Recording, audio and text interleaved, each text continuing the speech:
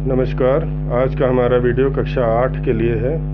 कक्षा 8 में हम लोग हिंदी साहित्य का पाठ हीरे का हार पढ़ रहे हैं। हीरे के हार पाठ में हमने ये देखा कि एक मैटिल्डा है और उसका पति मोज़ेल है। ये दोनों, मोज़ेल प्रैक्टिकल ज़िंदगी जीता यानी वास्तविक दुनिया में ही रहता है, परंतु उसकी जो पत्नी है मैटिल्डा, वो उसको शान और शौकत बहुत पसंद है और वो विभिन्न प्रकार की क्रियाओं को, ऐसी क्रियाओं को करना चाहती है जो उसकी हैसियत से बिल्कुल अलग है। यहाँ पर मोज़ेल ने एक पार्टी में जाने का इनविटेशन कार्ड दिया और उसके बाद मैटिल्डा ने उसके सामने ड्रेस की प्रॉब्लम रखी।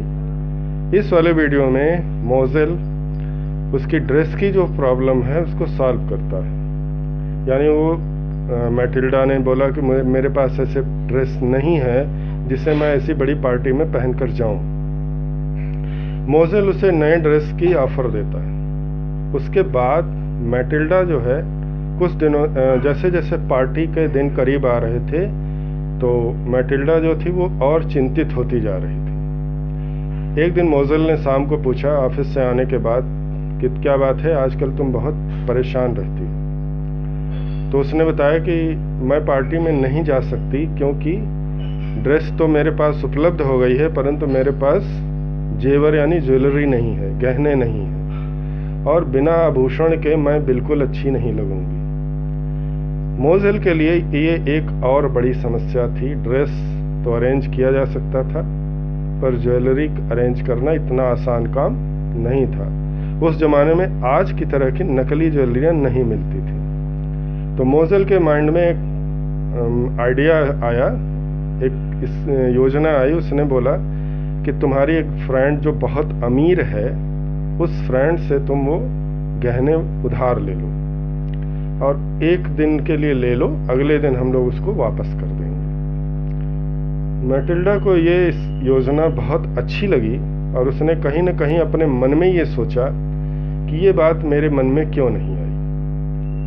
वो इस बात के लिए तैयार हो जाती है कि मैं अपनी बेस्ट फ्रेंड जो बहुत अमीर है उससे गहने ले लेती हूँ। गहने लेकर के हम लोग पार्टी में चलेंगे। पार्टी ज्वाइन करने के बाद अगले दिन हम उन गहनों को वापस कर देंगे। मोज़ेल और मैटिल्डा की परेशानी यहीं से शुरू होती है। आज के वीडियो में हम आपको इस स्टोरी को, इस भाग को बताएंगे जो मैंने आपको भी बताया। ये मैंने आपको संक्षेप में इसलिए बता दिया ताकि आप समझ जाएं कि अब हम लोग इसमें क्या देखेंगे। इसके पहले लेखक ने मोज़ेल के माध्यम से आपको ये बताने की कोशिश की है कि व्यक्ति को उतनी ही इच्छा और तमन्ना करनी चाहिए जितना उसके सामर्थ्य में हो। उसके अतिरिक्त अगर वो किसी चीज़ का शौक करता है या उसके लिए करता है, उसके लिए उसको अतिरिक्त कार्य या आमदनी की ज़रूरत होती है। तो हर व्यक्ति की परिस्थितियां ऐसी नहीं होती हैं कि वो अतिरिक्त धन कहीं से ला सके। मोज़ेल इस पार्टी में इसलिए जाना चाहता है और अच्छे तरीके से इसलिए जाना चाहता है कि ये उसकी तरक्की का रास्ता है। वहाँ बड़े बड़े लोग आएंगे और वो बड़े लोग इसके कार्य को देखने के लिए वो इसको जज करेंगे कि कौन कौन इस पार्टी में आया है जो उनकी हैसियत यानी उनकी पोस्ट से थोड़ा नीचे है। तो मोज़ेल भी उस पार्टी में इस तरह से शामिल होने वाला था, परंतु अपनी पत्नी की वजह से बार बार उसे परेशानियों का सामना करना पड़ रहा था। परंतु फिर भी वो हार नहीं मान रहा था और हार ना मान करके उसने मैटिल्डा को गहने के बारे में ऐसी राय दी, क्योंकि मोज़ेल किसी भी परिस्थिति में इस अवसर को खोना नहीं चाहता था।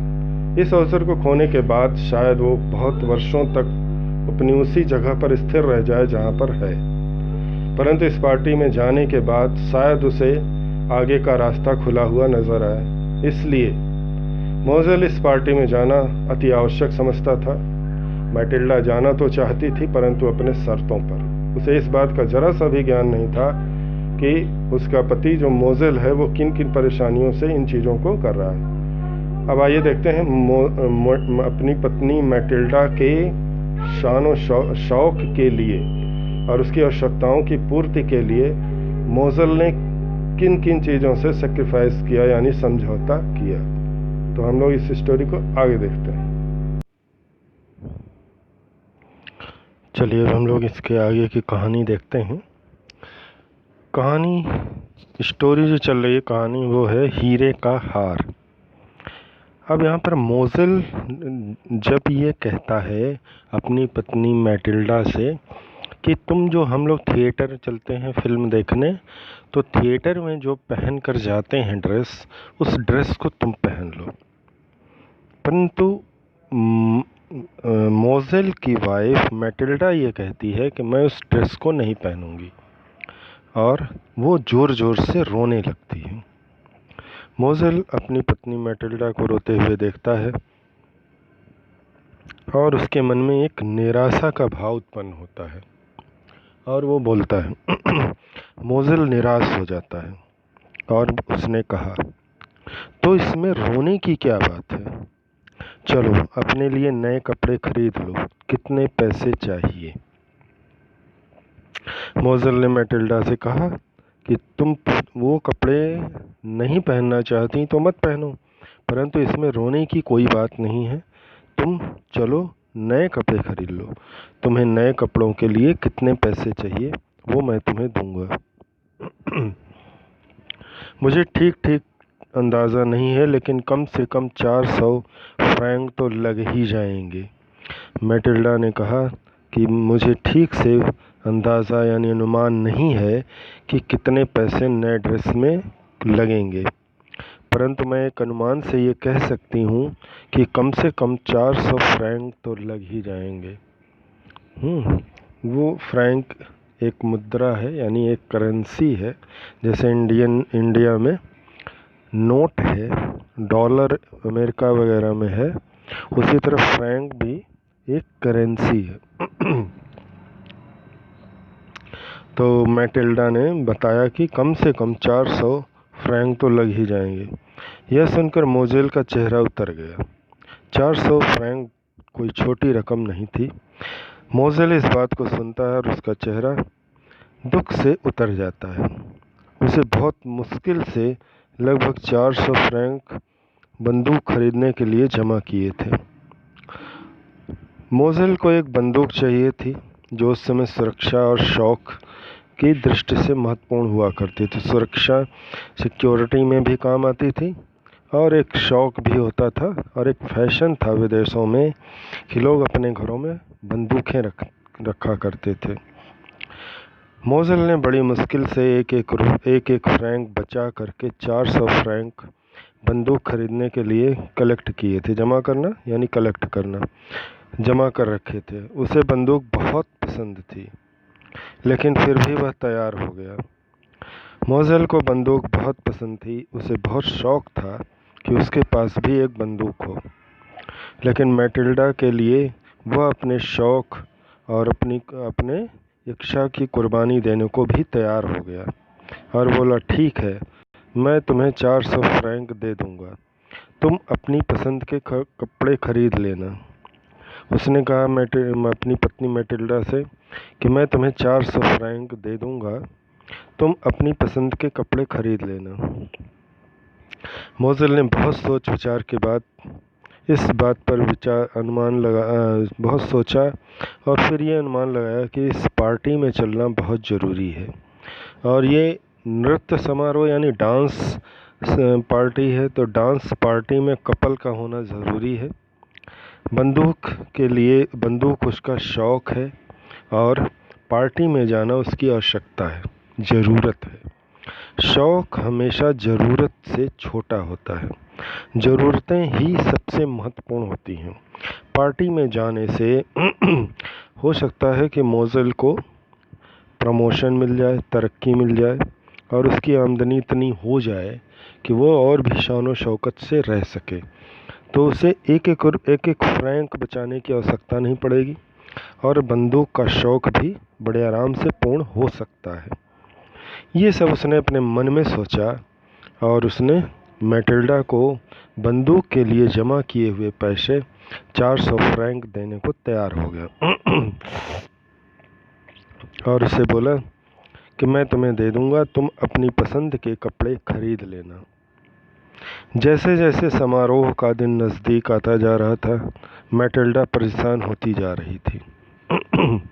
जैसे जैसे समारोह यानी प्रोग्राम के दिन करीब आ रहे थे, वैसे वैसे मैटिल्डा परेशान हो रही थी। क्योंकि अभी उसकी ज़रूरतें पूर्ण नहीं हुई थी। उसको लग रहा था कि अभी कहीं न कहीं पार्टी में जाने लायक मैं तैयार नहीं हूँ। केवल ड्रेस से ही मेरा काम नहीं बन सकता, क्योंकि आपको पता है लेडीज़ों का काम केवल ड्रेस से नहीं होता, और भी बहुत सारी चीज़ें उसमें चाहिए होती हैं। मैटिल्डा के मन में भी तरह तरह के विचार उत्पन्न हो रहे थे, और उसके अंदर ये परेशानी बढ़ती जा रही थी कि वो उसके कि पार्टी का दिन करीब आता जा रहा है और उसकी तैयारी अभी पूरी नहीं हुई है।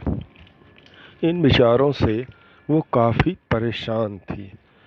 अब हम लोग देखते हैं कि आगे उसने इस पार्टी में जाने के लिए क्या किया।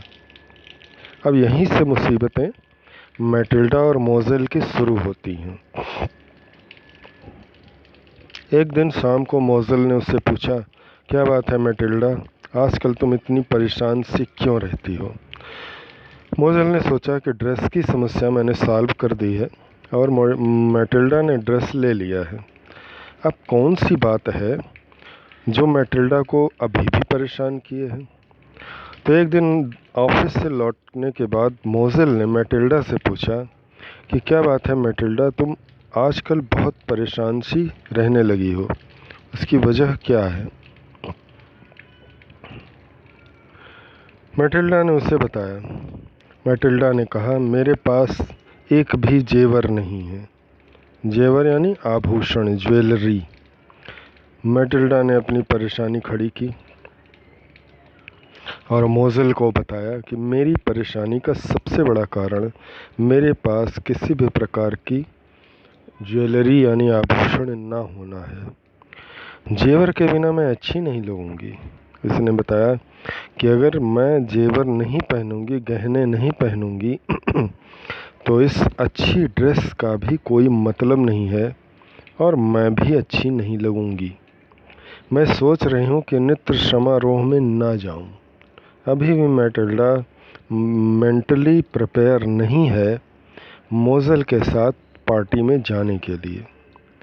उसने मोज़ेल के सामने कहा कि मुझे लगता है कि मैं नृत्य समारोह के लिए अभी पूर्णतया तैयार नहीं हूँ, इसलिए मुझे उस पार्टी में नहीं जाना चाहिए।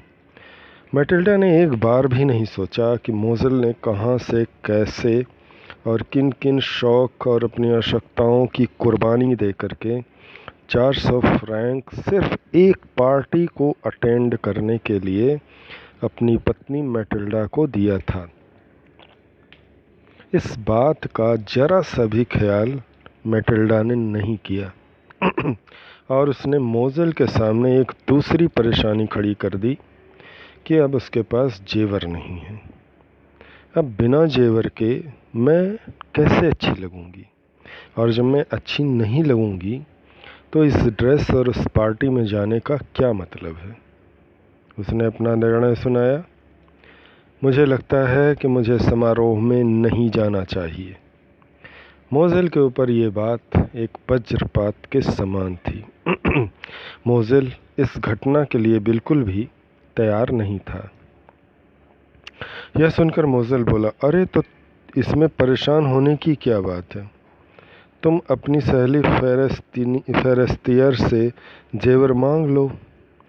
मोज़ेल ने उसको एक साधारण सा उपाय बताया जो मिडिल क्लास फैमिली हमेशा करती है। उसने बताया कि जब क्या होता है कि हेल्पिंग हैंड बढ़ाना, अपने लिए दूसरों की सहायता के लिए अपना हाथ बढ़ाना और अपनी सहायता के लिए दूसरों का हाथ पकड़ना। मोज़ेल ने उससे समझाया कि इसमें परेशान होने की कोई बात नहीं है। तुम अपनी सहेली यानी फ्रेंड फेरेस्तियर से जेवर मांग लो और उसको उधार मांग लो। उसने बताया कि तुम अपनी फ्रेंड से जेवर मांग लो, वह बहुत अमीर है, अगले दिन लौटा देना। मोज़ेल ने कहा, तुम्हारी फ्रेंड बहुत अमीर है और तुम उसके जेवर को अगले दिन वापस कर देना। आज मांग लो, हम पार्टी में चलेंगे, पार्टी में चलकर आएंगे, पार्टी पूर्ण हो जाएगी और हमारा शौक़ उद्देश्य सभी का पूर्ण हो जाएगा। तुम्हारा शौक़ पूरा हो जाएगा, मेरा उद्देश्य पूर्ण हो जाएगा, पार्टी में चलने का मान सम्मान बन जाएगा और अगले दिन जेवर को अपनी सहेली को वापस कर देना। वैसे भी यह तो तुम्हारी बहुत अच्छी सहेली है। उसने कहा, वैसे भी वह तो तुम्हारी बहुत अच्छी फ्रेंड है, उसने हर मुसीबत में तुम्हारा साथ दिया है, तो क्या आज नहीं देगी? उसने ऐसा समझाया। मैटिल्डा खुशी से जैसे चिल्ला पड़ी, अरे यह तो मैंने सोचा ही नहीं था।